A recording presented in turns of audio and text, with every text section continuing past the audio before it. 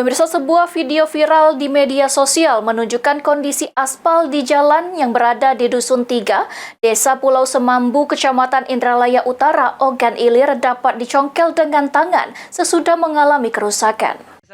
Dusun 3 Desa Pulau Semambu. Ujung sana jelek kalau. Menggunakan tangan, aspal jalan yang baru mudah dikelupas. Video yang diunggah oleh akun media sosial menarik perhatian penonton dengan beragam komentar. Dalam video, masyarakat khusus netizen menyampaikan terima kasih kepada Bupati Ogan Ilir Pancawijaya Akbar atas pengaspalan di desa mereka. Namun warga menyayangkan hasil pengerjaan yang dinilai jauh dari harapan. Sementara itu, pengunggah video mengungkapkan kekecewaannya terhadap kualitas pengaspalan yang dianggap asal-asalan. Selanjutnya, pengunggah video berharap mendapatkan respon dari akun tersebut.